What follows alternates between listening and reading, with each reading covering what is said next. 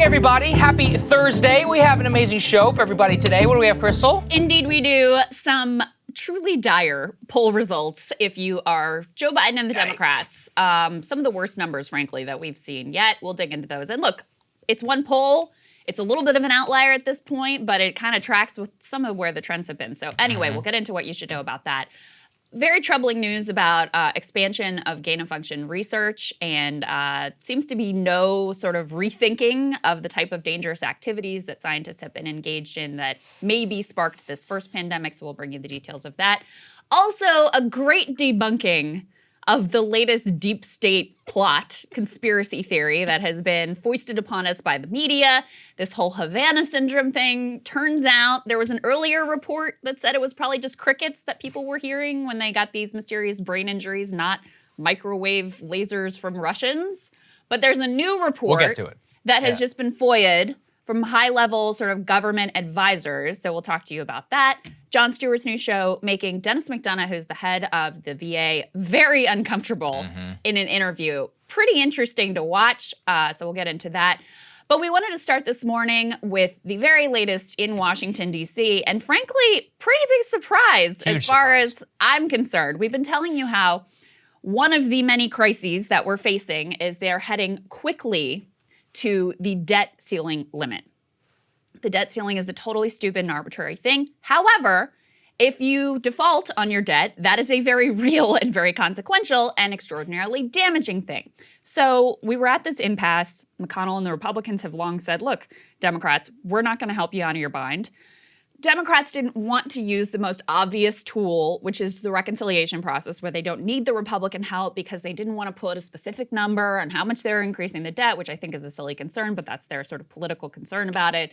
They kind of ruled out minting the coin, although I think that's still on the table. So it was very unclear how this was ultimately all going to play out. Couple things just changed. Number one, Democrats had a pretty credible threat that they might actually change some of the filibuster rules to allow the debt ceiling suspension or increase to pass on a party line vote. That's one thing. The other thing that happened, let's throw this up on the screen, is a bunch of Wall Street dudes and CEOs from Citibank, Raytheon, NASDAQ, Deloitte, JP Morgan, Intel, AARP, and I don't actually know, what is Nardot Realtor? I don't know what that is. But anyway, a bunch of Wall Street execs and CEOs and those sorts of folks started freaking out, came to town, and probably put some pressure on Republicans. This is a constituency that Republicans tend to listen to. And lo and behold, again, to my surprise, Mitch McConnell actually blinked. He didn't say we're going to help you indefinitely suspend the debt ceiling or lift it a profound amount, but he did say that he will basically go along with Democrats lifting the debt ceiling for a short period of time that would give us a couple months, with the idea being, look, this takes your concerns about reconciliation taking too long off the table. Now you've got a little bit more time. You can go through the reconciliation process. You no longer need us. Let's throw this next piece up on the screen here so people can see it. So you've got the filibuster threat, which was the other aspect of this. So you've got the Wall Street kind of starting to freak out. And then you had Dems pretty credibly threatening, hey, we may change the filibuster. Coons, who's a top Biden ally in the Senate, said that the likelihood of Ds using a filibuster carve-out to deal with the debt limit is, quote, very strong if the GOP continues to block the bill. He says, my hope is that after today's vote, Republicans will rethink their approach. And apparently McConnell had met with both Sinema and Manchin. They're the two holdouts on the filibuster shortly before he ultimately caved and gave Democrats a little bit of breathing room. Let's put this last tweet up on the screen. You can see some of the information there. So apparently this is from Manu Raju at CNN. McConnell told his colleagues he is concerned about pressure on Manchin and Sinema to gut the filibuster in order to raise the debt ceiling. I am told he pointed to this as a reason why he is floating short-term increase in order to ease pressure on and push Democrats to use reconciliation. So Wall Street starting to freak out. Democrats credibly threaten, hey, we might actually blow up the filibuster over this. You're pushing Manchin and Sinema to a place where they may actually go along with at least reform on this one issue. And so you see McConnell come in and surprise, I think, almost all observers, including his own caucus, by giving Democrats this little bit of breathing room. Not even, 5 hours before McConnell said that, Mitt Romney came out and was like, yeah, we're going to filibuster the debt ceiling. They were hard line. Everybody was ready to go. They viewed it very much as causing chaos with the Biden administration, trying to force, just general problems for the Democrats when they move through reconciliation. I can't help but think, Krystal, that those CEOs may have had one of the bigger hidden hands in all of this, because during actually that meeting with Biden, that time, Raytheon CEO Greg Hayes apparently looked straight at the press and says, why is Senator McConnell giving a strategic victory to China by blocking the effort to resolve the debt limit? Now, I would love if Raytheon CEO actually cared about strategic competition with China, cares a lot more about the state of the economy, arms, all of that. That being said, I do think that this had a pretty significant impact.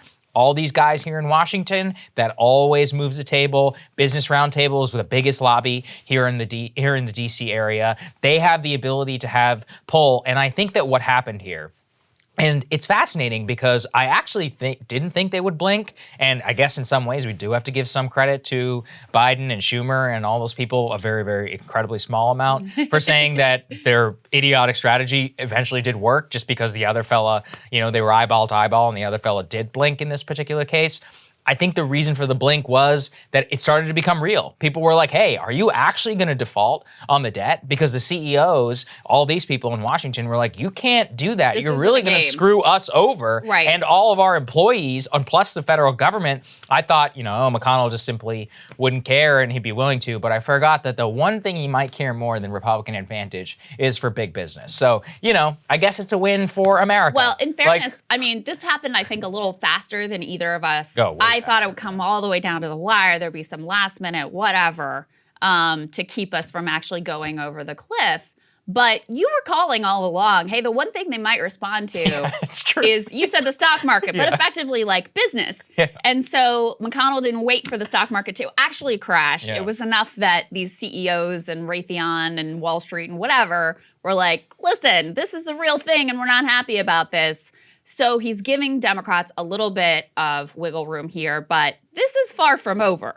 First of all, the deal has been floated. It hasn't actually been totally locked in exactly how this is going to work, how long, what the mechanics are. All of those pieces still have to be ironed out between Democrats and Republicans. The other thing is, this is a brief reprieve. It's a sort of stay of execution. It's not like this whole battle and tension and friction and impasse is actually over. It's just kicked down the road. So are Democrats now going to start the process of reconciliation? The parliamentarians said they could do a separate track so they don't have to go back and start from scratch with the big reconciliation process that they've already commenced. They could do a separate track that's basically just lifting the debt ceiling. Are they going to get over their political concerns now that they have the time to do it? Or are they going to let this go down to the wire again and hope that McConnell in this game of chicken once again blinks? But I think we can also say, which is an important piece of information, that these credible threats around the filibuster do actually hold at least some sway with McConnell. I wouldn't say just some. I would say it's probably 50-50. It was probably filibuster and CEO. And you put that together and the business community pressure, that's what ultimately I think pushed him over the edge. And it also is very telling that he had just met with Manchin and Sinema, who of course publicly have both been extremely hard line. Nope, our position is our position. We don't want to change the filibuster whatsoever. They said something to him in that meeting that made him a little bit nervous that their public position could be changed if you had a situation like this where, I think they might have felt like they could go to their constituencies and say, listen, we aren't going to let the American, we're not going to let a default occur. So we've been backed into a corner. Yes, we would like to keep the filibuster in place, but we're going to do this little carve out. That would give them a kind of out from their previously very clearly publicly stated position. Yeah, absolutely. I still think we should just mint the coin so we just never do this ever again. But 100%. That's me personally. Hashtag mint the coin. I mean, it's an obvious get over it. It's an obvious answer. It's a stupid problem. It's a stupid solution, but it is legal. It doesn't lead to inflation. It's just an accounting gimmick. And I do think once you kind of break the seal on minting the coin, this thing is done. Because once you do it once and there's no real political consequence, which there's not going to be, then everybody just does it People will as a say, matter of course, what? and it's A over. coin? And then they're going to move on with their daily lives. Right. Yeah. Yeah. Be like, that was weird. Anyway, back to like whether my kids can go to school and whether I have a job or not, the things that I actually really care about. So I think that we put this together. Now we have 2 months breathing room, all of that. That actually I think is probably bad, if I were to say, for any of the hopes around negotiations with the reconciliation bill, because a lot of the pressure that Democratic leadership had on Manchin, they were like, we got to fix this, because it was like 3 crises. It was government spending, it was debt ceiling, and it was reconciliation, all together combined with the fake deadline on the infrastructure bill. But now we're going to have, we got Manchin and his document, which he claims, like his demands. Everybody's throwing out numbers. And again, I think the coverage of this is so silly because it's like, well, would you accept 1.5 instead of 1.8? I'm like, what does that mean? What is actually, what are we talking about? Is it 1.5? Listen, if it was 1.5 trillion of literally free money to everybody, okay, that's one thing. The other side is like programs, means testing. He wants means testing on the child tax credit. He wants lack of expansion. That's the actual debate that we're having, and that's what we're seeing on Capitol Hill right now. Yeah, and it's been interesting to watch the evolution of Bernie Sanders' attitude towards these folks, at least the way he's talking about them publicly. Because when I interviewed him, he was very, very careful to not say anything that might be critical of Manchin or Sinema. The most he would say is like, look, we have people with a lot of different views in this caucus and we got to get them all on board. But clearly he was trying to play that role of the diplomat, not wanting to rock the boat, not wanting to piss people off. Yesterday, the gloves officially came off. Senator Sanders, in like a 15-minute press conference, just kind of went at both Sinema and Manchin. I think Manchin in particular, because he's been making these extremely obnoxious comments about like, I don't want to have people to have an entitlement mentality. When, I mean, what a freaking hypocrite. Like, just look at the entitlement mentality that his daughter has, who got her gig through her dad and got a fake MBA because her daddy was governor, and then got a multi-million-dollar golden parachute as she's price gouging people on EpiPens. So you are in no position to lecture about an entitlement mentality. Senator Sanders had a few things to say about that as well. Here's a little bit of a taste of what he said. Does Senator Manchin believe that we should be the only major country on earth not to guarantee paid family and medical leave, and that working mothers should not be able to stay home with a child who is sick? Are workers not entitled to be able to do that? He had a whole long riff about Manchin. He also had some choice comments about Kyrsten Sinema. So he's clearly done sort of being the nice guy publicly, putting some more pressure on. Feels like a little bit of vintage Bernie there. But you know, as far as where these negotiations are, very hard to say, and how long they'll last and where they'll ultimately end up, and if anything even ultimately gets through. Because, as you were pointing out, the time pressure is now effectively off. There are no more real hard deadlines in the near term. So you're going to have these ongoing negotiations. I saw the latest thing Manchin put out, like, hey, progressives, you're going to have to pick arbitrarily among these 3 things. It was like child tax credit, affordable child care, and paid family leave. Why? And who says you get to call all of the shots? The media conversation has been really obnoxious and stupid, fixating just on the price tag rather than on the substance of the programs, as you're pointing out. And I think it's very unclear today where we're ultimately going to end up. No, I think that's exactly what it is. And, you know, Bernie actually made a pretty good point where he said, he's like, look, I could say I'm not going to vote for this unless Medicare for all is in the bill. He goes, but I'm not going to do that because I know most of their caucus doesn't agree with me. And I was like, you know, in terms of the demands that you make, I mean, it's 2 ways. You could say, well, he probably should do that. I know there's a large commentariat out there that believes that. But also, he was saying, like, look, I'm trying to be pragmatic. He's like, you're not being pragmatic in terms of where the rest of the caucus tends to be. And I thought that was actually a pretty excellent point in terms of how, I would say Sinema in particular, has handled herself throughout these negotiations. It's just, no, it's more of a vibe. It has way less to do with the actual policy. Manchin, to his credit, has a whole, 2-page document, one of which has nothing to do with Congress. But look, the guy's a boomer. That's how it goes. It was like about Fed, right? Yeah, it was like end quantitative easing. And it's like, yeah, Chuck Schumer's going to get right on that. Yeah. It's like, what are you talking about? Yeah. But you're right. Yeah. At least Manchin, there's a sense that he's like engaged in the debate. Sinema is just, just being obstinate, and won't respond to any questions, won't engage with her constituents, nothing. So it's impossible to know what she even wants or is for. And as I keep pointing out, they don't like to talk about the individual programs because the individual programs are very popular. And even with all of this, there's now a sort of hardened partisanship around this, and it's gotten a lot of negative press, the social welfare spending, and we're going to get to that.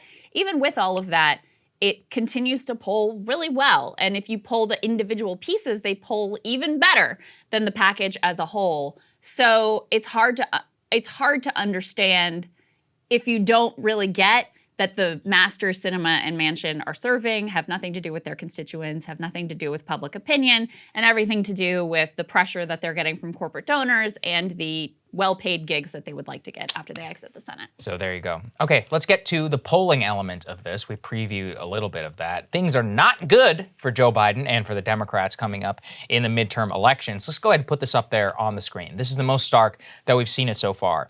Do you approve of Joe Biden? Overall, 38% yes, 53% no. Just to give people context, that's a Trump-level number in terms of disapproval and of approval, in terms of the hard disapproval and the hard approval there. So amongst independents, it's 32-60. Then you look at other critical demographics. White college, 50-45. That's not nearly high enough for where it needs to be. Consider the new constituency of the Democratic Party and especially of the swing vote with suburban. White non-college is at 23-69. He won over 30% of white non-college educated voters in the election. So in a deficit there already. And again, actually a critical group. And the Hispanic number underwater there at 42-51. So you've got three distinct constituencies: white college-educated voters, white non-college educated voters, and Hispanics, all of which you are either underwater or not even close to the level that you actually need to be. And increasingly, it just seems like we're headed for another type of Obamacare situation, Krystal, because the reconciliation package, they polled it in this Quinnipiac poll. It says 62% of Americans support the bipartisan infrastructure bill, 57% support the $3.5 trillion only spending bill.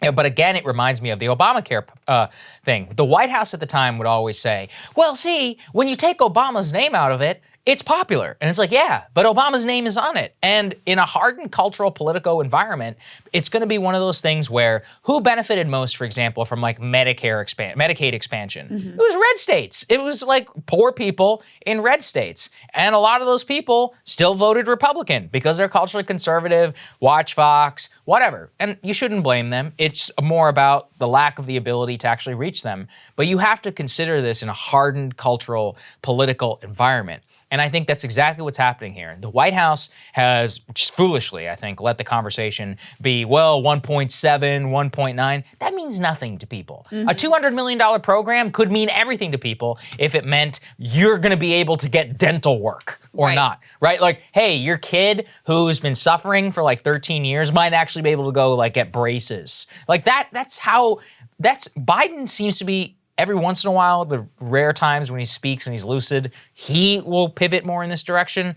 Sanders is definitely one who speaks this way. Nobody else speaks in terms of what's actually in this thing. So I do think it is a political disaster right now because everybody at home is worried about COVID. Yeah. They don't particularly care about this bill whatsoever because they don't know what's in it. And they also get on top of that all this BS Washington gridlock. So it's a disaster. Part of the reason why they don't know what's in it is because Democrats made a strategic choice. Joe Biden in particular made a strategic choice rather than ditching the filibuster and passing these programs individually. Which is what we used to do. So that there's an individual debate. Hey, are you for paid family medical leave? That's true. Like, that's massively popular. And then you got to put people like Manchin and Sinema, you put them in the spotlight. Up or down vote. That makes it much more difficult to, then you got to actually talk about the programs, and it actually puts Republicans in a tougher position because, again, some of these things are what? The prescription drug reform, 80% support. But nobody's getting pressured over that because there's so many things piled into one bill. So part of the reason why there isn't energy, why there isn't pressure on Republicans or Manchin or Sinema to pass these incredibly popular provisions is because it all gets lumped together, and then the media can just say, well, $3.5 trillion, oh, that's a lot of money. What if we did $2 trillion? And what if we did $1.5 trillion instead? And you keep from having to get into the details. People don't realize because they're busy and living lives, and this whole process has been extraordinarily complicated, even for us to follow, like It's all very the ins hard. and outs of it is so inside Beltway, and you can't help but talk about the process because the process is so integral to whether any of this actually happens or not. So people don't necessarily have a great grasp of how they might benefit, what's at stake, what pieces are on the chopping block, any of that. So there's a strategic failure there in terms of, failing to actually get the point across about what these programs are and how they would benefit majority working class, middle class people. And you also just have a country that doesn't feel great about where we are. And some of that's Biden's fault. Some of it's just, the trajectory of COVID, et cetera. But one of the things in this poll is about 3/4 of Americans say they're either somewhat dissatisfied or very dissatisfied with the way things are going in the nation today. And so if people don't feel good about their job prospects, they don't feel good about COVID, they don't feel good about the situation with their kids at school, or all of those things, then it's going to reflect on the president. And some of this definitely is his fault because he had that window at the beginning. He had a honeymoon period where people felt pretty good about him. He had some momentum behind him, and then he allowed his program to get completely bogged down. He made a series of tactical and strategic errors, which have led to this very, very unpopular situation. And again, caveats. This is one poll. It is a bit of an outlier, okay? So his actual approval rating is probably a little better than where we are, but there's no doubt that he's not in a great place. And I would rather have Trump-type numbers, even though they were a little lower on the approval rating, because the people that approved of Trump really loved that guy. Loved him, yeah. The people who approve of Biden, they're like, he's fine, So 2/3 of the people who voted for him did so explicitly. They said the number one reason was that he wasn't Trump. Yeah. Most people voted for Trump were like, I love this guy. Yeah. So when you're thinking about a midterm election, which are historically already extraordinarily difficult for the party in power, and you've got a group of, you're already underwater, and then the people who do support you are kind of like, meh, he's fine, I guess, he's doing okay. That's a really bad situation to be in. You would rather have these super, slightly lower numbers, but super energized, hardcore enthusiasm, because those people are going to turn up, those people are going to organize, those people are going to do the work. So I think that's a problem. The other thing that was, to me, very interesting in this poll is Biden's strength in the Democratic primary, in the general election, was that people kind of had some warm fuzzies about this guy. Yes. They overlooked some glaring faults and some potential, decline. Yeah. He's not a young man anymore, safe to say, because they felt like this is a good guy. He's generally well-intentioned. I think he cares about me. Those numbers have also fallen really dramatically. So the percent that say he cares about average Americans, just back in April, it was 58%. Now it's 49%. That's a significant decline. The percent that says that he's honest, back in April, it was a majority. It was 51 to 42%. Now he's underwater on are you honest? It was 44% yes, 50% no. Do you have good leadership skills? Used to be, he had good numbers here. 52% said yes, 44% said no. And again, just in April. Now you've got 41% saying yes and 56% saying no. So you've got a reversal of all these numbers that used to be pretty solid for him and were even better for him at the beginning of his administration. April was already a few months in. Very solid for him and allowed him to kind of get away with some things. People no longer have that halo around them or those warm fuzzies. And that's a big problem. And that was one of the things that kept Obama in office and got him reelected, was so that correct. People just kind of liked him. The Republican attacks, the demonization of him. Obviously, it worked with a core base, but people generally thought, I kind of like this guy, I enjoy listening to him. He's kind of funny, he's got a good vibe to him. And so they forgave some of the things that they weren't happy with and ultimately put him back in office. Biden losing an edge on these personal characteristics, maybe it shouldn't matter, but it does matter a lot. Oh, it matters incredibly because you're right. Most people who voted for Obama, a lot of people in 2012 were like, my personal situation is not improved whatsoever. The economy, still not great. Not great. Actually, the country seems even more on the cultural decline and everything is bad.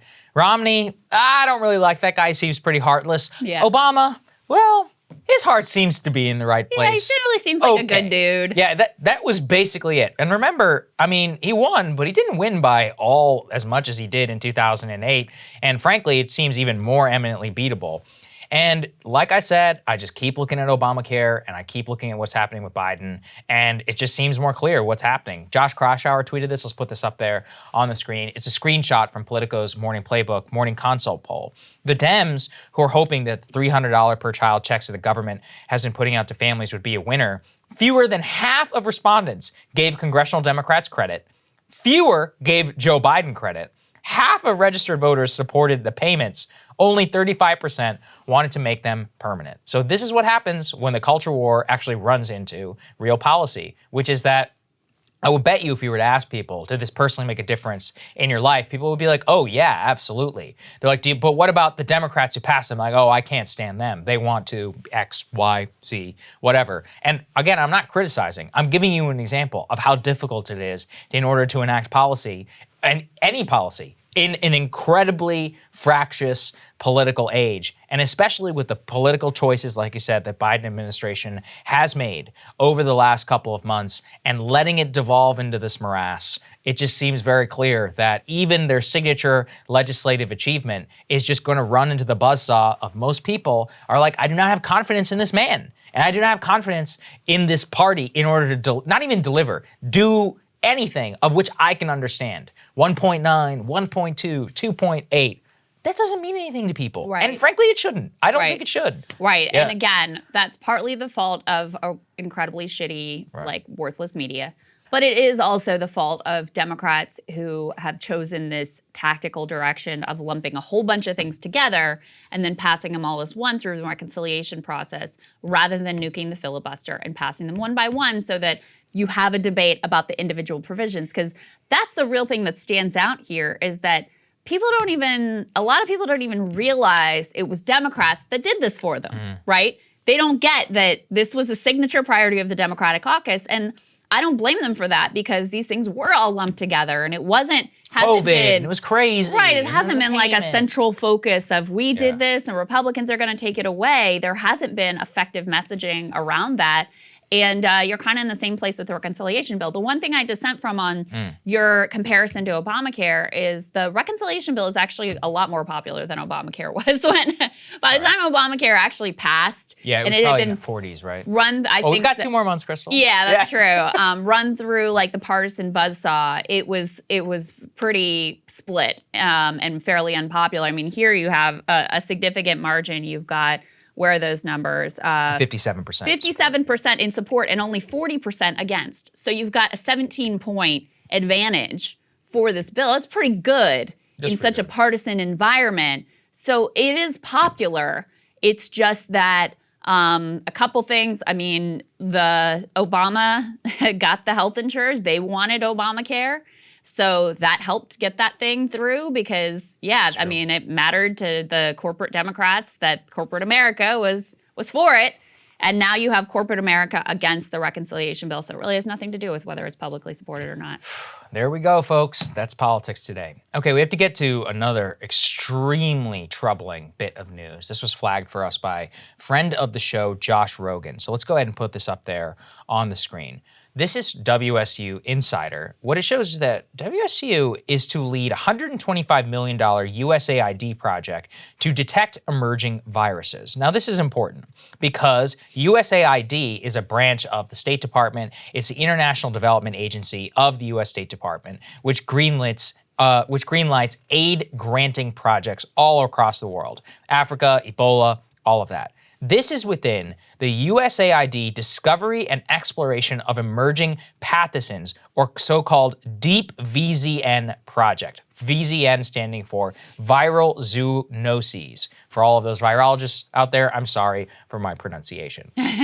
Now, why does this matter? Now, you might remember that detect emerging viruses is code for gain of function research. And actually, when you lead and read even deeper within this press release, they are announcing this grant to dig up 8,000 to 12,000 novel viruses all over the world, including those like SARS-CoV-2, aka coronavirus, including in China.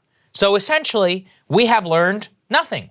The $100,000 grant or whatever to EcoHealth Alliance for gain of function research, I think it was $200,000. This is $125 million for digging up 8 to 12,000 novel viruses all over the world in order to protect us against them, because they're going to go out, discover the virus, so supposedly create a cure, although how the hell did that work out this time?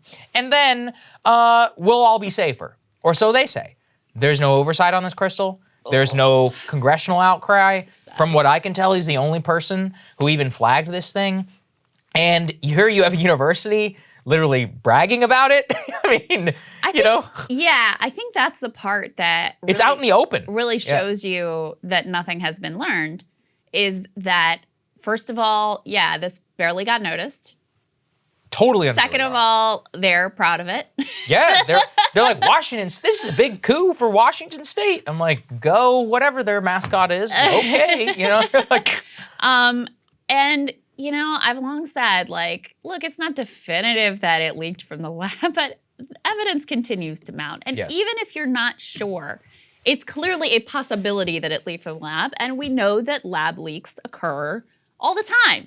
So the fact that, like, I don't even think we need to know definitively that it came from the lab for there to be a major rethinking of safety in science. Just because you can do something doesn't mean you should do something. And I haven't seen any of that conversation publicly. I don't see it happening within, I see it in some corners of the scientific community, but clearly not enough to break through to mainstream press coverage. Like, this should be a major topic of conversation for the public, for members of Congress, so that we can come to some idea and some consensus about what is actually safe moving forward, given the lessons that we've learned from this entire experience. And none of that has obviously occurred. This is just terrifying the more that you learn about the details. Let me read this quote. The project will focus on finding previously unknown pathogens from 3 viral families, have large potential for viral spillover from animals to humans. Coronaviruses, the family that includes SARS-CoV-2,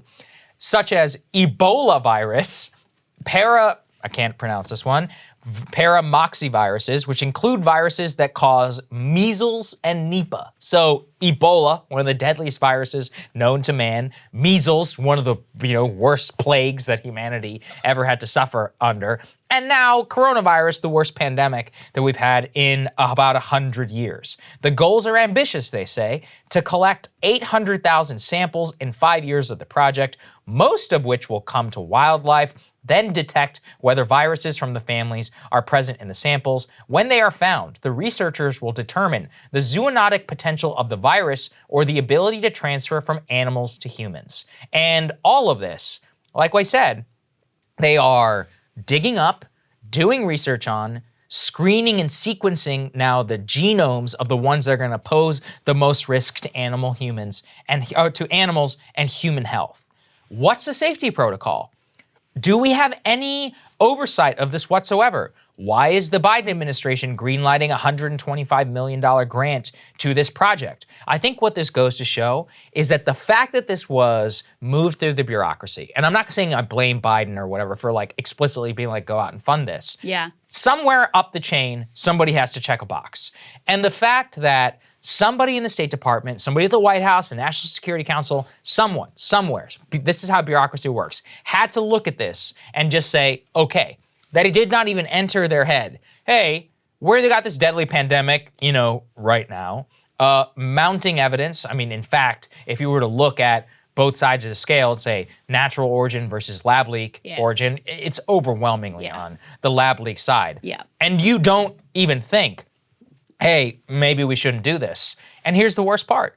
Congress is heads are so far up, you know where. They're following about reconciliation. They're, January 6th, they're still issuing subpoenas. Every day I read about subpoenas being issued to Steve Bannon. I'm like, oh yeah, they're gonna crack the case. I cracked the case. Trump said we're gonna go down to the Capitol, and they did it. The end of the story. You need more of a commission? It's over. There were also some feds involved. Maybe get to the bottom of that one. And down here in this one, we should be having a serious, robust oversight commission. There are, from what I can tell, 3 people in Congress who are actually concerned about this. The only one I respect in any way is Mike Gallagher, who is the congressman from Wisconsin. He is not taking much more of a partisan view of this and is actually trying to get to and block gain-of-function research. Rand Paul, we all know why Rand Paul is doing what he's doing. That doesn't mean I don't respect it in terms of questioning Fauci and more. But everybody else in Congress, they just want to go after Fauci. That's it for a pandemic restriction. And okay, I get it. I also can't stand Fauci. But now you're in the realm of partisan politics. Nobody's having a serious discussion about whether this is okay or not. Yeah.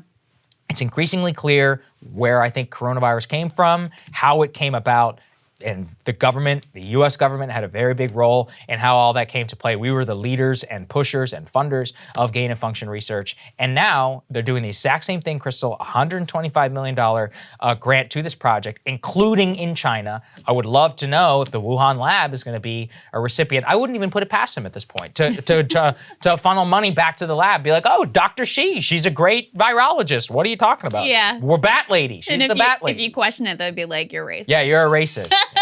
All right. She calls herself the Bat Lady, by the way, not me. Yeah, it's just a really depressing state of failure in the country that, there's no way that you could expect.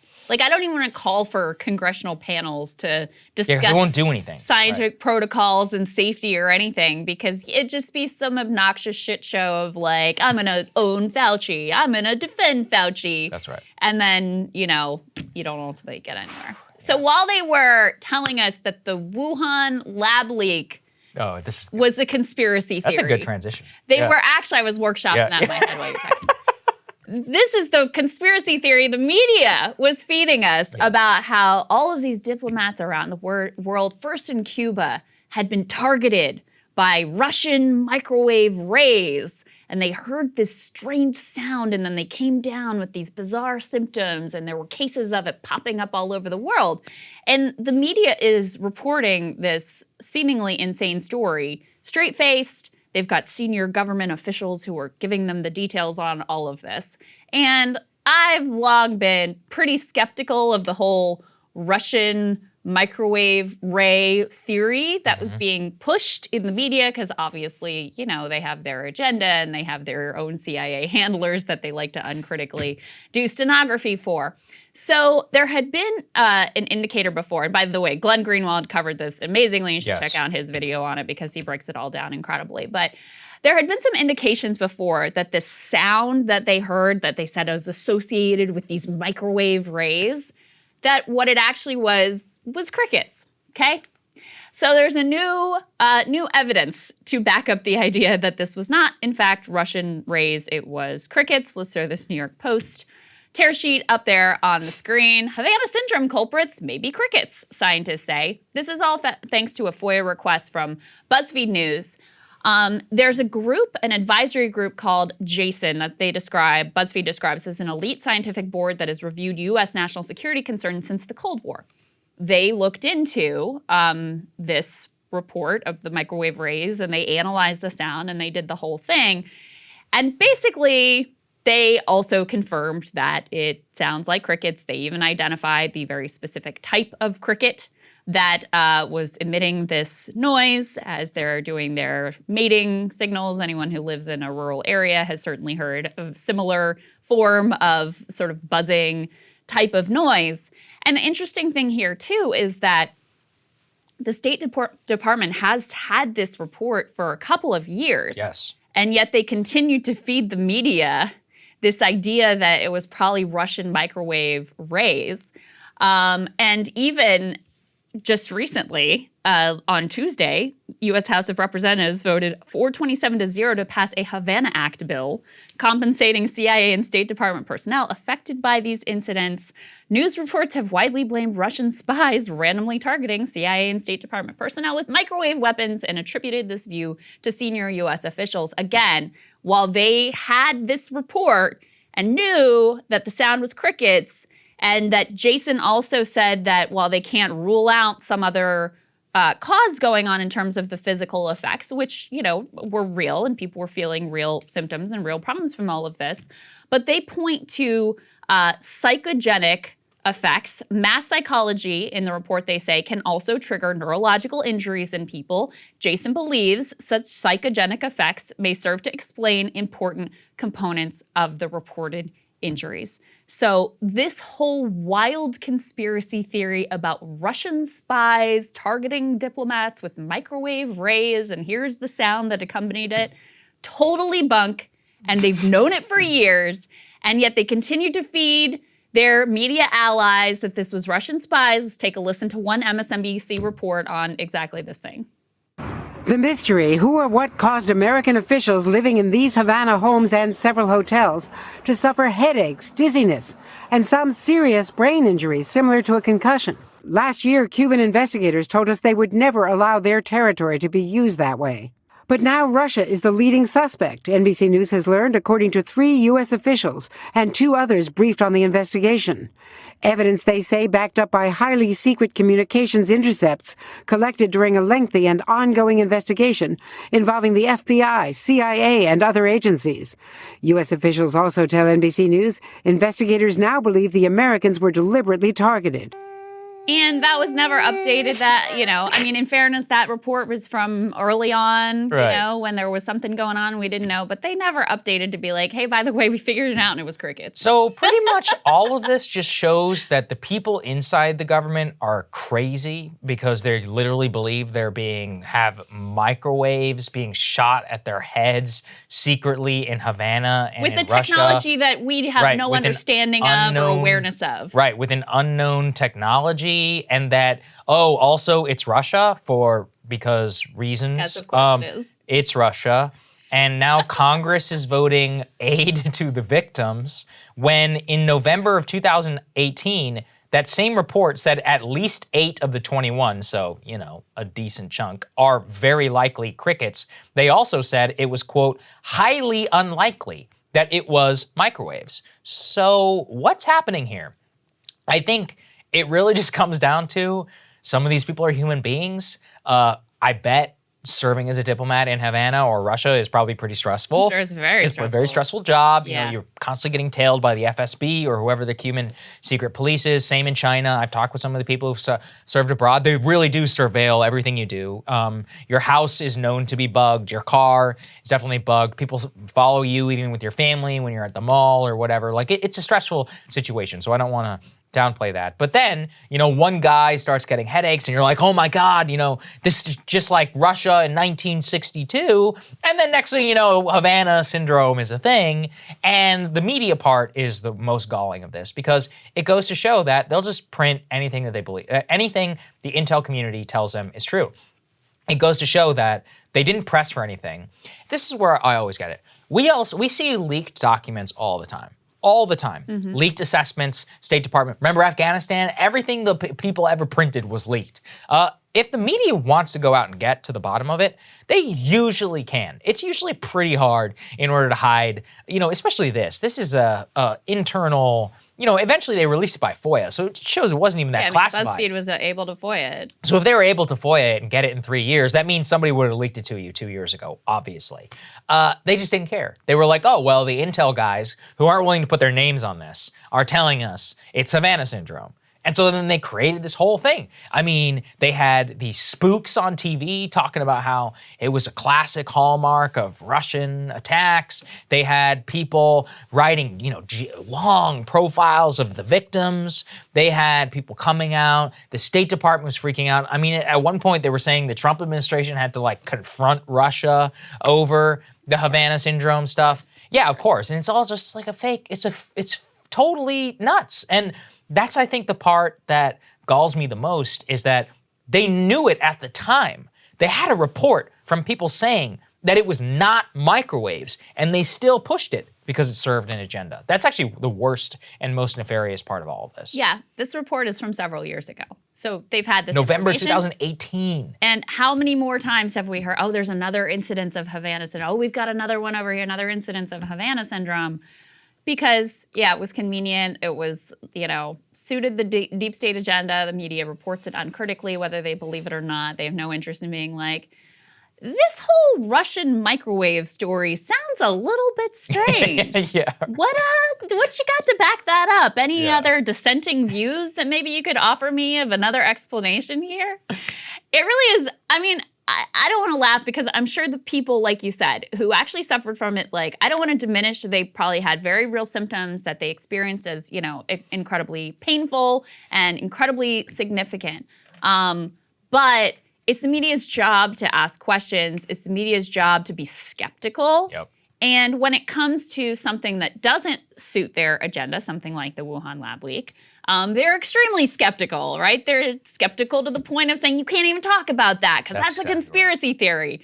This is a wild conspiracy theory, and they bought it and propagated it hook, line, and sinker, even though the State Department, deep state, knew better for years now. Yeah. So there you go. And then, as I said, Congress comes through and passes funding for the victims of Havana Syndrome. That's fine. People need, medical care. I'm all for that.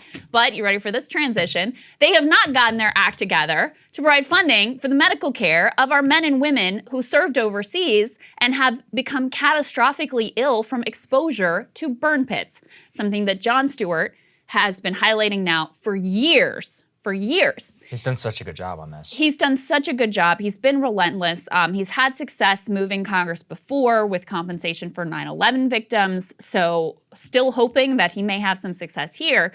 He just launched his new show. It's called The Problem with Jon Stewart on Apple TV. I watched the first episode. It's interesting that I'm going to show you a little bit of it. He spends the entire hour-long episode focused on this one very heavy and very emotional subject of burn pits. He does a little bit just to give you a sense of the overall show. And he kind of told people, this is not the Daily Show. This is going to be a little different. He described it as more complete. It's definitely heavier. It's not all comedy, certainly. It's actually very light touch with the comedy. He does a little bit of a bit at the beginning. And then he brings in these victims, these men and women who have served and are suffering catastrophic health consequences. And he talks to them and they share their experiences and what they think that Congress and the VA ultimately owes them. Then he goes and interviews Dennis McDonough, who is effectively a longtime political operative who, remember when he got nominated? We both criticized it. Yeah, because he has no experience that would recommend him for this incredibly important position of being the head of the VA. So Stewart goes and really presses him for the entire 15-minute interview on this one issue of why aren't you giving people what they need, compensating them for the wounds and the injuries and the cancer and all the things that they've suffered from exposure to these toxic burn pits. It gets pretty uncomfortable. Take a listen to a little bit of that interview. I'm really trying to understand what's the bar you're looking for, because to not be able to articulate that clearly really troubles me. I don't, and by the way, I don't doubt your empathy and I don't doubt your care. I really don't, and that's why I'm here talking to you. The beauty is I don't really give a shit, As you should. So I don't really care what you think if I'm doing a good job or not. I care what the vets think. I should show you this. Give me Isaiah's fourth thing. This is from the panel we did with some veterans. I just want you to listen to Isaiah James, who is an infantryman who served in Iraq and Afghanistan. I was a healthy kid when I went in the Army. I could run 5 miles like it was nothing. Now I can barely breathe at night and have to use a breathing machine and go through breathing treatments and all these things. And the United States military and the government doesn't give a damn about us once we're out. Once you're out, they do not care. If another country was doing to our veterans what we allowed to be done to our veterans, we'd be at war already. That's hard to hear. Clearly, you would agree with his sentiments, I think, to some extent. I agree with all of his sentiment, each and every bit of it. Right. And so you're asking a very logical question, which is, okay, so do you need 3 papers from 5 researchers, or what is it? And, Right. And I don't know the answer to that. But if you don't know the answer, how do you know when you found it? I guess I'm trying to figure out, as the executive, you could do this in the stroke of a pen. I wish I could, but I can't. I've asked for that. My point is, I still can't understand what this bar is that you talk about. That's a statute. Because if I look at the statute, I wish it were like a puzzle. I keep asking the same series of questions. Right. Okay, so like we got all these pieces, and just tell me where to put them, and then let's figure out which piece we're missing, and then we'll build that. right? I'm looking at all the options available to me, Right. especially on as I said to you earlier, the most difficult cases. So effectively, you can see there, McDonough has no answers. No, he's completely. I don't know why he sat like that. Also, where do you get off cursing? Look, I get mad about this. It's not that I'm opposed to cursing or whatever, but it's like you're trying to appear tough when you're the guy standing in the way of a lot of vets actually getting the checks and the medical care that they deserve sometime after, how long has it been? 15 years? 20 years? I mean, 2003 was a long time ago, okay? And it actually goes back to the original Gulf War. Right. Is when they started doing this disposal and incineration in these burn pits. And the things that it's everything from, human feces and blood and, chemicals, everything you can imagine. thrown Ammo into a dump, pit, everything, right. lit on fire with jet fuel. You know that, and this is something else that Stewart knows this issue inside and out. And so he presses him. What are you talking about? You need more evidence. We know that this chemical is toxic and causes cancer. We know that this other chemical is toxic and causes cancer. We know these people were exposed to those chemicals. What more research do you need? Because tell us so we can get it for you. Yes. Let's do it, right? If the problem is we need more research, then fine, let's do it. But Stewart keeps coming back to, we have the research. We know the impact of these toxic chemicals. And you can see in that clip, McDonough is very vague. Oh, well, it's like a puzzle piece and we just got to put it together. That doesn't mean anything. That's just you word salading to get out of what is clearly an uncomfortable moment where you've been put on the spot, and the whole thing is like that. Totally vague, totally dodging, zero answers. And what I appreciate about Stewart here is, because he's so famous, first of all, he can get the interview. Yep. He can get They would attention never to it. give that to anybody else. Right. Right. Next of all, because he's Jon Stewart, he's able to get this deal from Apple TV to do a show that is very, very intense and very serious, and with a weighty issue that I think it's a lot for people ultimately to take in. So I'm impressed with the way that he is using his tools and his celebrity and his access to actually hold people with power to account, something that you never see from the journalists in this town. Rarest thing in the world. I've respected him for many years on 9/11 victims. He would always have these panels of firefighters on The Daily Show who are calling out, like Mitch McConnell and others, for holding up aid to 9/11 victims. And one of the things he points out here is that the chemicals in burn pits are the exact same chemicals in Agent Orange and the same ones that cause health issues for 9/11 cleanup workers.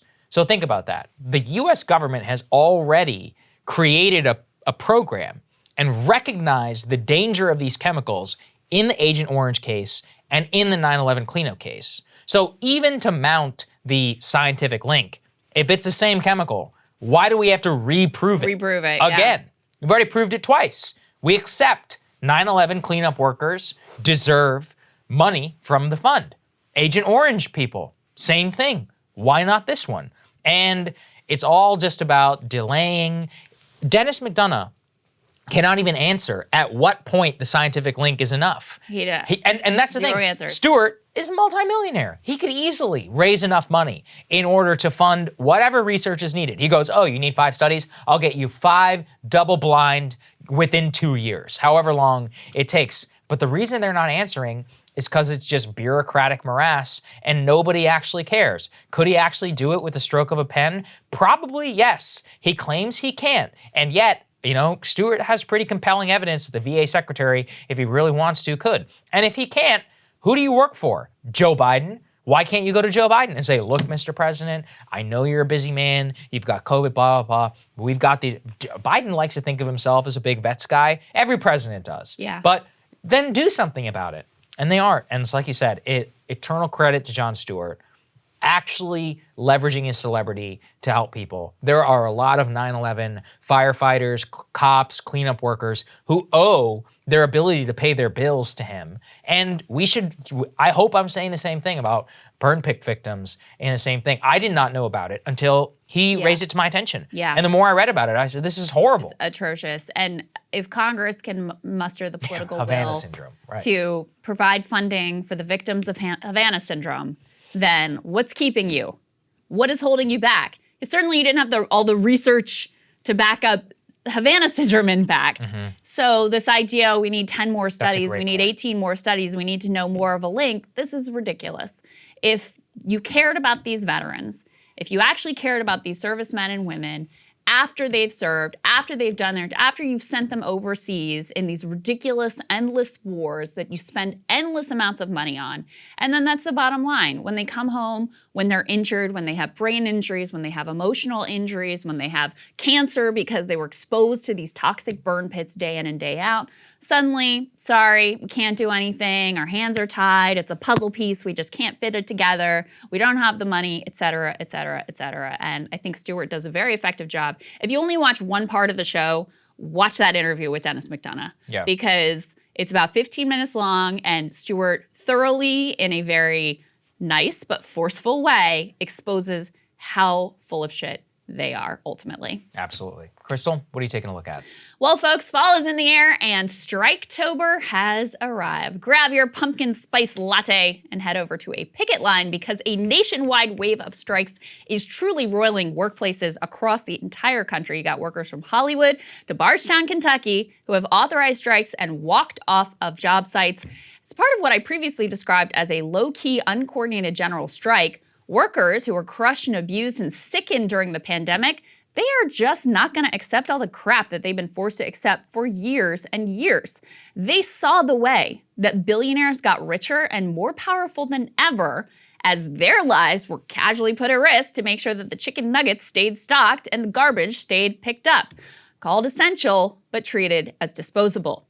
You can see why workers might feel emboldened right now, too. A tight labor market is actually giving them the best leverage that they have had in decades. In fact, Goldman Sachs sent a panicked memo to investors warning that wages for the working class jumped up a, quote, eye-popping 6% in the third quarter. Now, that is a very modest sum, all things considered. But it is a dramatic figure given the 40-year history of completely stagnant wages in this country.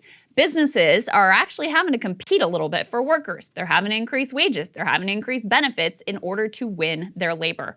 That gives workers a lot more confidence to take more militant action in and out of the workplace. Even so, going on strike is a profoundly courageous act and a last resort taken when all other options are exhausted. So what is the latest on this strike wave? Well, as we covered just a couple days ago, the massive union representing film crews and other production workers just voted to authorize a strike. And the margin was overwhelming, with some 98% of workers voting to walk out if near-term negotiations do not get them what they want. That would be a first in IATSE's 128-year history.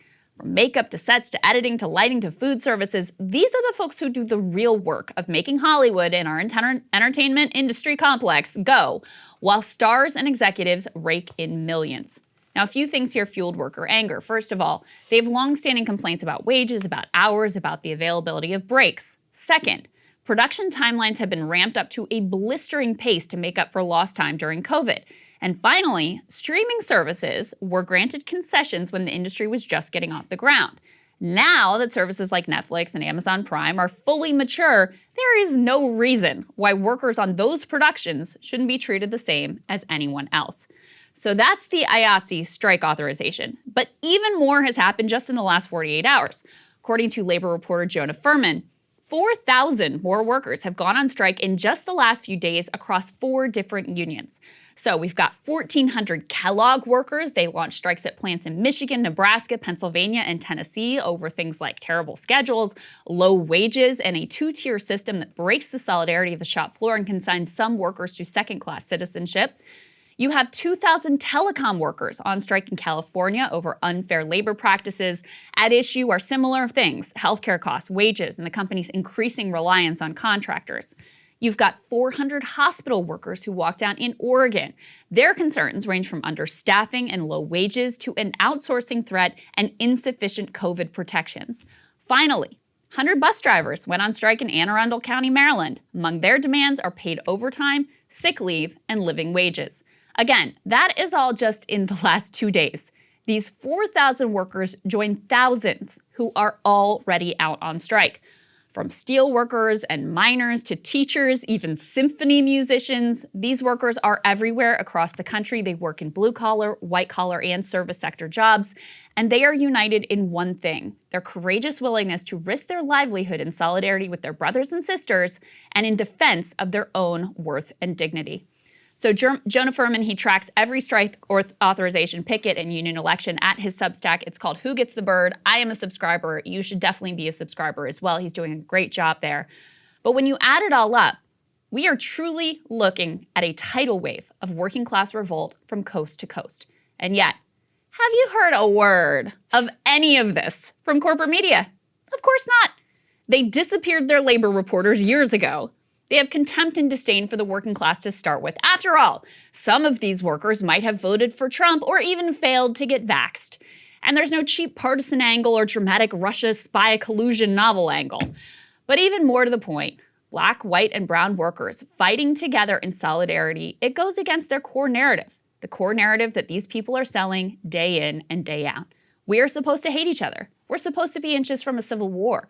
We're supposed to understand that the greatest threat to our lives is the Trump supporter or the AOC supporter the next town over.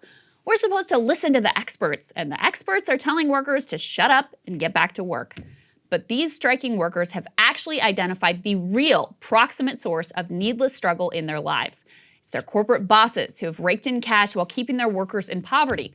Or, for the public sector workers, it's a corrupt political system that would starve bus drivers and cut school budgets in order to build another bomb. Or for the hospital workers, a healthcare system that puts executive and corporate profits over health every single day.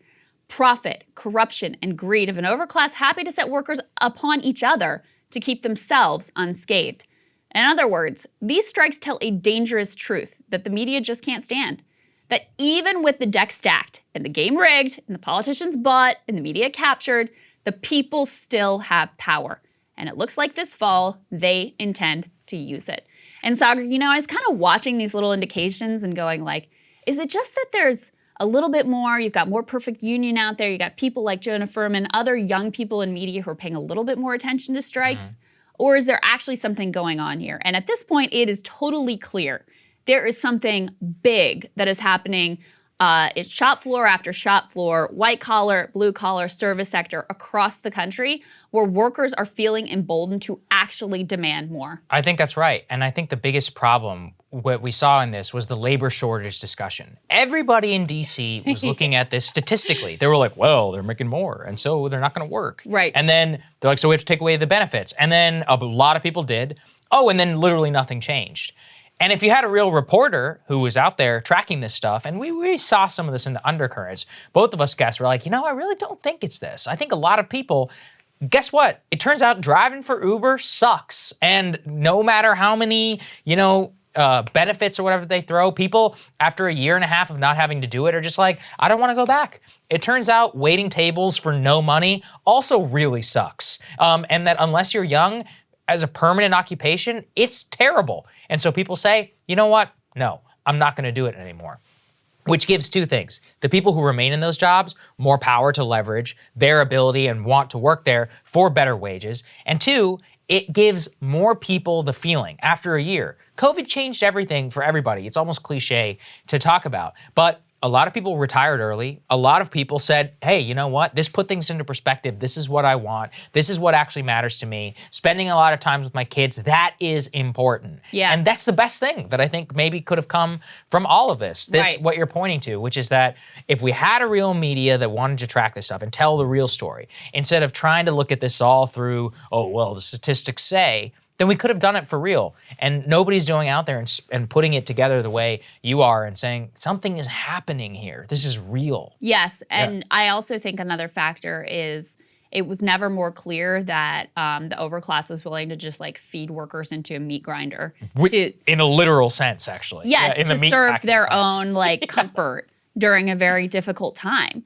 And the distance between the rhetoric about like, oh, these essential workers and we care so much about they're so important, et cetera, and then they're like, good, could I have some additional pay to make up for these insane risks as this deadliest pandemic in history ravages our country? And they're like, no, but we really appreciate you. So thank you so much. I think the distance between that also underscored for like, screw this. This is ridiculous. And some of these companies, you think about Kellogg's, they made millions. Probably more. They did. Yeah. Profit margins were up. I mean, people were at home and they ate a lot of cereal. So they're getting rich. And are the workers benefiting whatsoever? No, of course not. Because sometimes the line from people, you know, from sort of like anti-union or union busting types is, oh, well, these are dying industries. So, you know, the workers have to understand that the companies are doing the best they can, et cetera, et cetera. Some of these, that is just blatantly not the case. Hollywood is a perfect example. Like, who did better than Netflix and Amazon during this whole pandemic Amazon situation? stock went up by like 200% during the pandemic. Right, and you're still gonna force these people to work, like, I'm seeing 23-hour days, 0 breaks, people falling asleep while they're driving home, and low wages to boot. So, yeah, people saw what happened. They saw who made out like bandits. They saw the way they were treated, and they're just done. And there's a little bit of tightness in the labor market that, of course, the chamber and everyone, oh my God, this is terrible. No, it's not terrible. It's good. It should be a tight labor market. Workers should have a little bit of leverage. And then the last thing I'll say that gives me a little bit of hope is if you look at the polling, even though young people have less direct experience with unions and don't always know the mechanics, the language, the sort of the dynamics, you know, the specific dynamics of unions in the labor movement, young Americans support labor unions at very large numbers. The popularity and favorability of labor unions is at near, like, modern history, relatively historic highs. So you have public support. You have now under Biden NLRB, which is more favorable to workers. You have this little bit of a tight labor market, and you have these visible strikes happening in places across the country. It's the first really encouraging thing that's happened in the labor movement in a long time. I think that's right.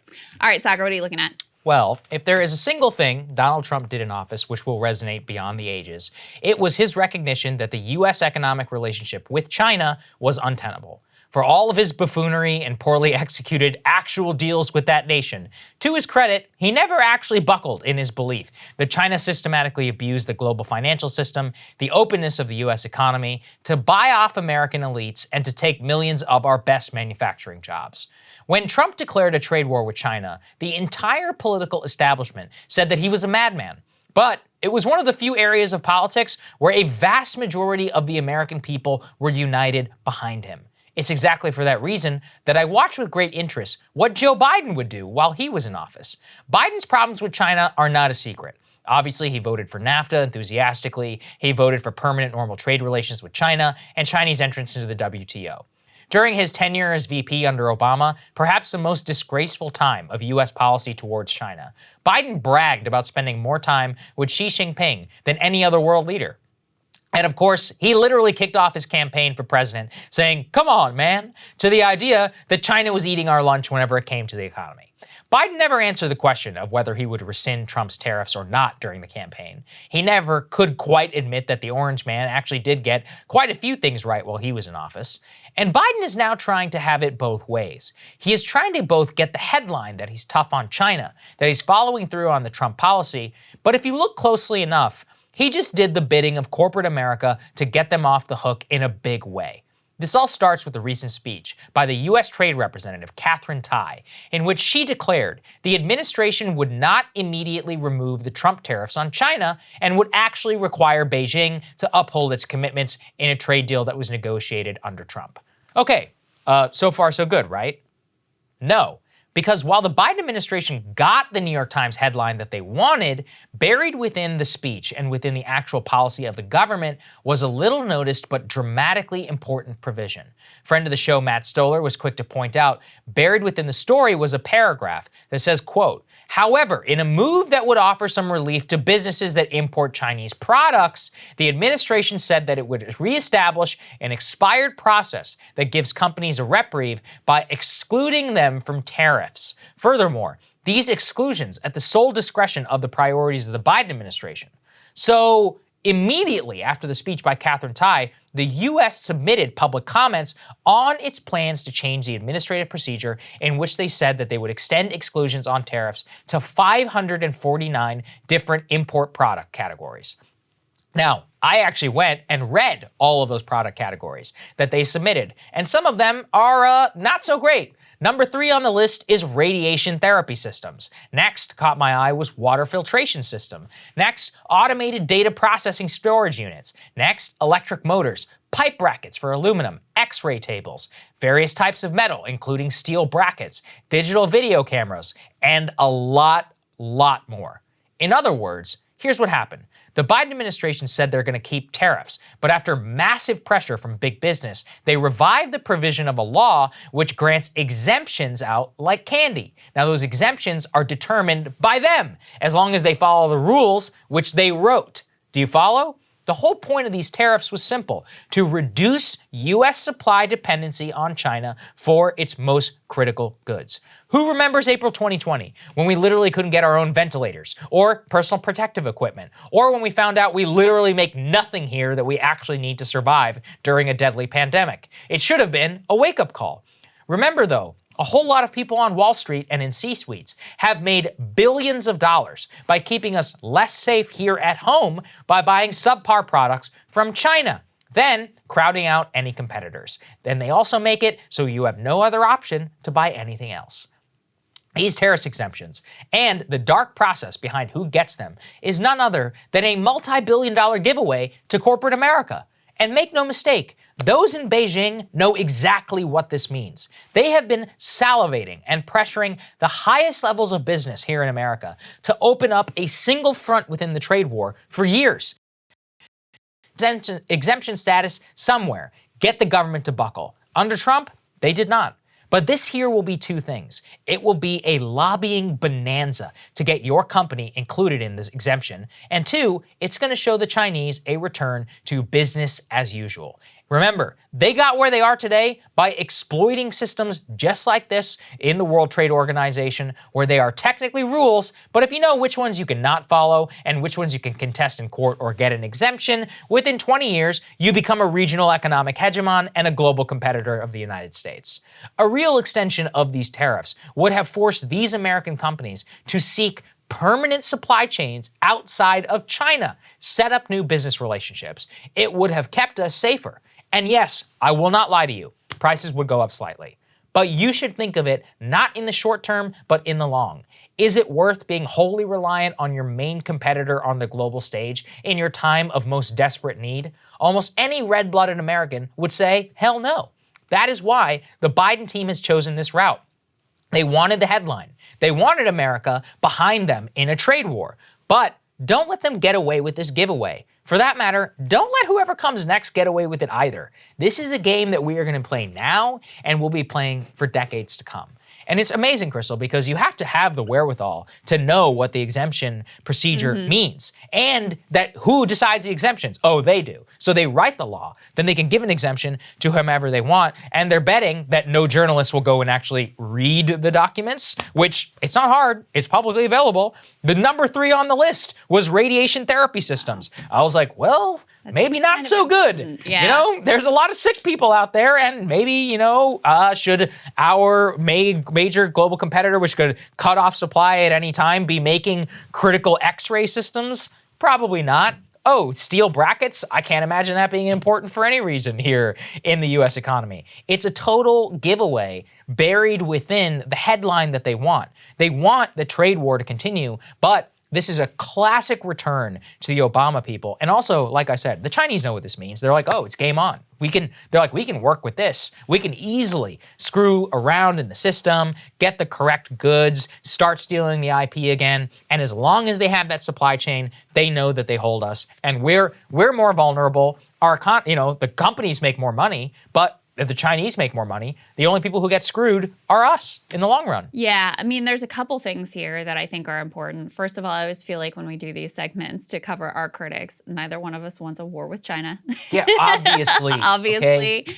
And look, I want the Chinese people to do well, and I want our people to do well. And I want it to be the case that when, not if, when we have another crisis like the COVID pandemic, we don't find ourselves again in the situation where it's like, oh, well, it's not great that, all these critical supplies, even just like remember the nose swab things? Those you even couldn't get, this vital PPE. You would have thought that there would be a little bit of a reckoning of, hey, maybe it wasn't worth paying 2 cents less per face mask for us to have no capacity here domestically when we need those supplies and when it's time for us to ramp up. And now we have this incredible fragility and this incredible vulnerability. So that's one piece that I think is just very obvious, very obvious and clear. The other thing I was thinking about is the Biden administration's kind of been a master. Partly they have a mostly compliant media, but at putting out these executive orders or these plans that get a good headline in the press. And when you read the details, there's a lot less than meets the eye. At the early days of the Biden administration, when he issued a slew of executive orders, it was the same deal. The headline would be, oh, we're not going to have private prison operators anymore. And then you read through and you find, oh, well, there's this exemption for immigration detention and it only applies to this one. And it comes down to like, oh, so you're going to be shutting down like 3 prisons in the entire country. Exactly right. And so the details ultimately end up mattering a lot. And I think no matter what you think about what the U.S. posture towards China should ultimately be, these things should be portrayed accurately in the press so people will actually know what the policy really is when the headline is one thing and the reality of what is being done is very different. The last thing I'll say is politically, there was just a piece in the New York Times about how Democrats' big losses from the Obama years to now were in these Midwestern factory towns where terrible trade deals, things like NAFTA, PNTR with China, hollowed out these areas. And Democrats have paid a massive political price, especially among the white working class. But you can see like the black and brown working class also starting to inch away from the Democratic Party. So even just from a like purely political perspective, these issues matter a lot more to people than I think the press often gives them credit for. 100%. And look, they gave them the headline, everything they wanted, buried that in the 20th paragraph. Nobody even read through the exemptions. Everything I said just said 549 exemptions. So I was like, okay, well, what are we talking about? So I clicked on it. It took me, it didn't take that long. And I was like, radiation, that's not good. Aluminum, that's not good either. Steel brackets, X-ray tables, digital video cameras, what could go wrong? Oh, it's not like they haven't been caught inserting stuff into hardware to spy on entire nations. Oh, it's actually literally already happened in terms of Huawei phones. We never learn our lessons. Yeah. It's just classic giveaway to big business, and they get their way every single time. And it's disgusting, really. And the Biden people, they should be flayed for this.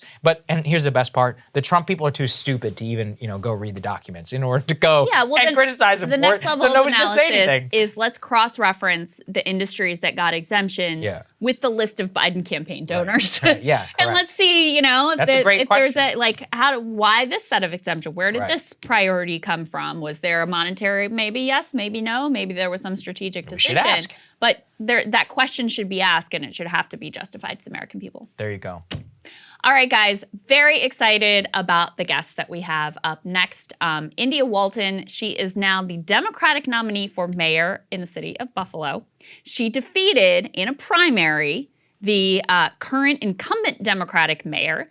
She ran as a socialist. And now, even though she won the Democratic primary, and even though for the past 30 years or something, the Democratic primary nominee has always gone on to be mayor of Buffalo, well, because she's at the left of the party, Democratic Party's not so sure that they're going to fully get behind her. And the dude who was the mayor and who lost is now trying to forge a write-in campaign to still win with the backing of some establishment Democratic players. Democratic Party's kind of split. Some establishment Democratic players, some labor unions, and a lot of Republican support as well. So let's go ahead and bring in India Walton. All right, so joining us now is the Democratic nominee for mayor of Buffalo, New York, India Walton. Great to see you, India. Welcome. Good to see you, India. Thank you. Thank you so much for having me. Great to see you as well. Of course. Absolutely. So I gave people a little bit of a preview. You won the nomination. You defeated the incumbent Democratic mayor, Byron Brown. He has not given up. First, he sort of tried to do a kind of bogus third-party thing and get himself back on the ballot. That got tossed down by the courts. Now he's running a write-in campaign. Just bring us up to speed about where the campaign stands today. Sure. So we've always run a very vigorous campaign with a robust field game. Even during the primary, when we were pretty much being ignored, we knew that our key to victory was going to be voter contact, talking to everyday folks, working class people of Buffalo. So we've continued to do that. But we've also really stepped up our fundraising and our paid media game. My opponent is being well funded by members of the GOP and far right. So we're really just melding the strategy of organizers who are on doors and on phones and having relational organizing relationships with constituents and voters, but also marrying that with traditional path to victory, including paid media, sending mail pieces, and other things that get the general electorate more energized. Yeah, I mean, Krystal updated me on your situation, India, and I was pretty fascinated by it. We have a New York Times story. We can put that up there on the screen. I mean, you won the Democratic primary, but the person that you beat isn't giving up. How did you win the Democratic primary? Why do you think that this person did not get the number of votes that you did, that you ultimately prevailed? And then what does it say about his decision not to continue in the race? Yeah, I think that we won the primary because the voters of Buffalo are largely disappointed with the leadership that's been displayed. This is a person, my opponent has been in office for 16 years, and I think that there have been some positive changes to Buffalo, but by and large, there are a lot of working class people, people of color, people who live in poor and marginalized communities who have not seen the material conditions of their lives change, who want something different. And I think our deep relational organizing strategy, along with his failure to engage the electorate, period, over the course of the last 10, 12 years, feeling entitled to the office of mayor as if he doesn't have to answer to the people who elected him, was really a perfect storm to propel us to victory. And I'm proud of the work that we've done. I'm proud that we've been able to shine a national spotlight on Buffalo in a positive way that centers people, that focuses care, compassion, and our solidarity economy and our mutual aid networks that have cropped up. And I'm looking forward to bringing home the victory in November. India, who has been backing your opponent? What has the Democratic Party done? Because the reporting has been there's been a bit of a divide. Just break down, have they gotten in fully behind you? Are they fundraising for you? Are they organizing for you? What has been the response?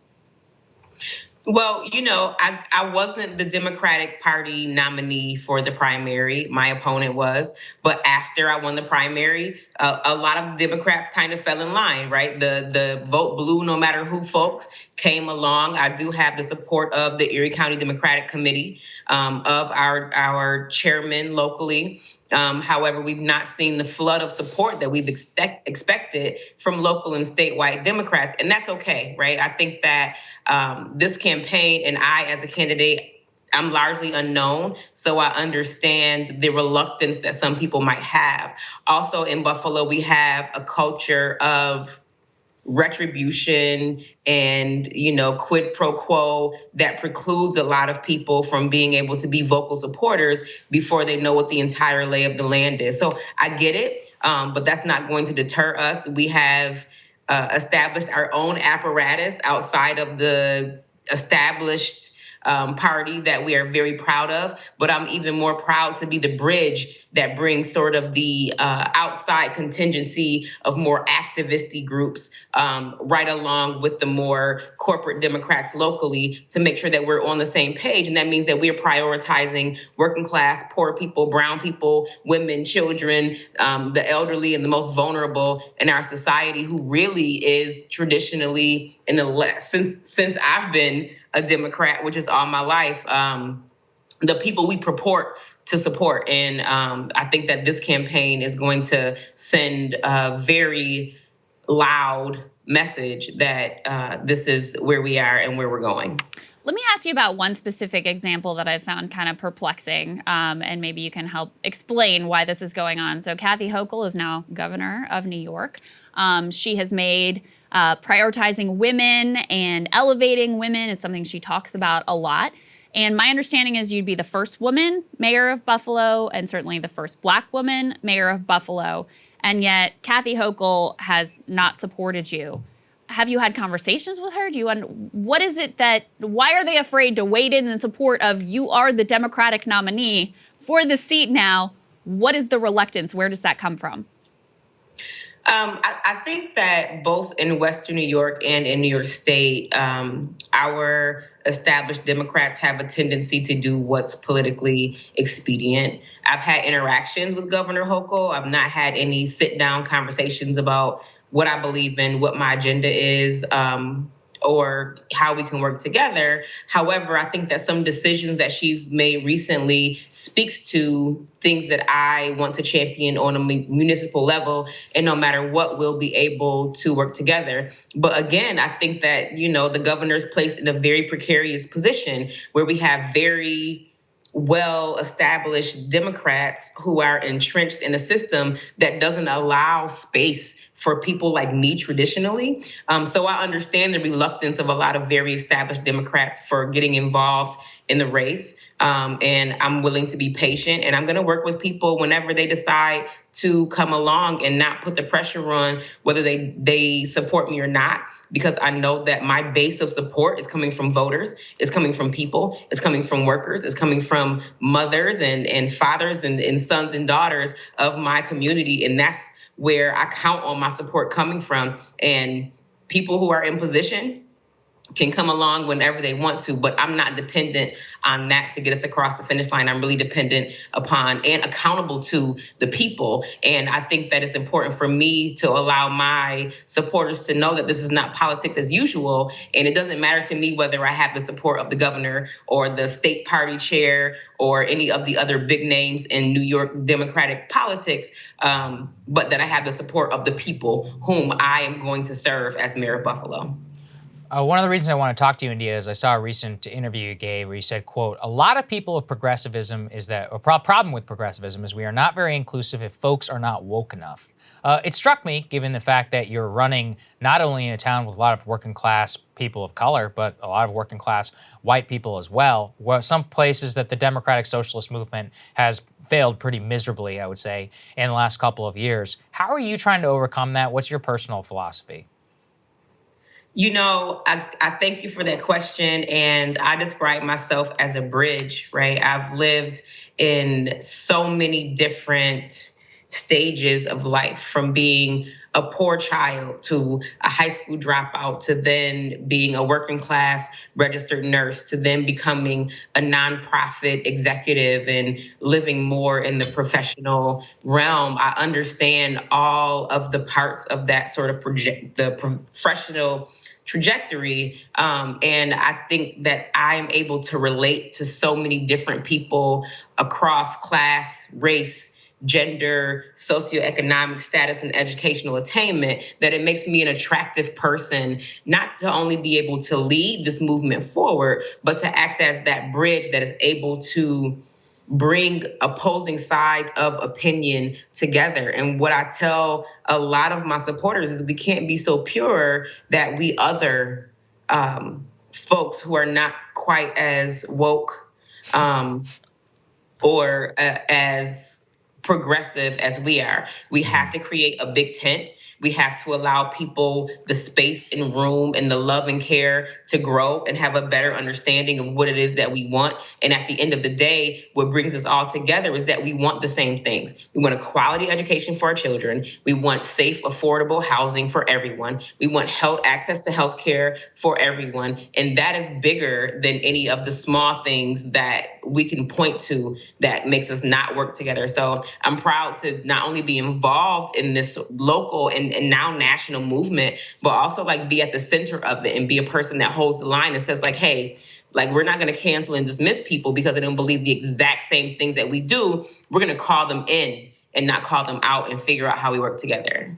Yeah. Why do you think that we've seen an erosion of working class support, certainly white working class support? Also, you had a significant little bit of African American, but more among Latinos support moving to the right and away from the Democratic Party. Now you have a Democratic Party leaning very heavily on effectively white, college-educated suburban voters when this is supposed to be the party of the people, is supposed to be the party that is really fighting for and focused on the multiracial working class. Why do you think that that is? Where do you think that they went wrong?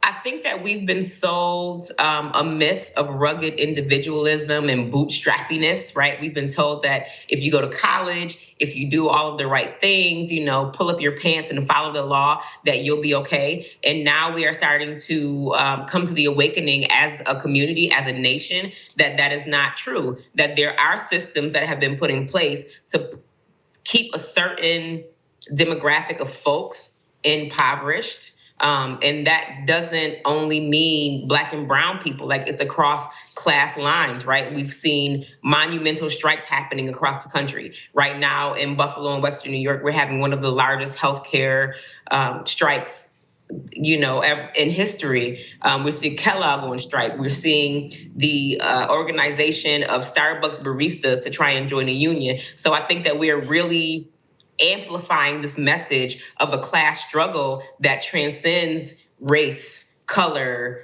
gender, creed, right? And we're saying like the workers are actually the ones who have the power and should be exercising that to get the things that we so desperately want and need from our local, state, and federal government. Yeah.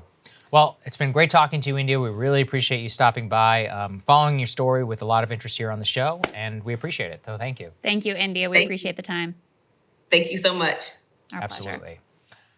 Thanks everybody for watching. We really appreciate it. It's been a banner week here. You know, we continue to deal with the demonetization, and we just want to make it clear, it's not that we care. We want to tell you so that you understand exactly where our incentives are. It will always be on exactly what and how we want to cover something. That's why premium subscribers matter. It's the only way that we pay our bills and we keep our lights on here at the show.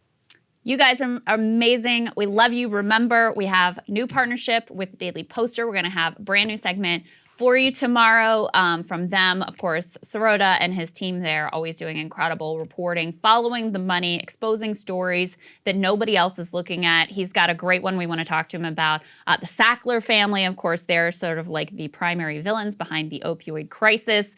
Ways that Congress is working to try to let them off the hook. So he's going to talk about that. Tune in for that. We'll have additional content for you over the weekend. Enjoy, and we will see you back here next week.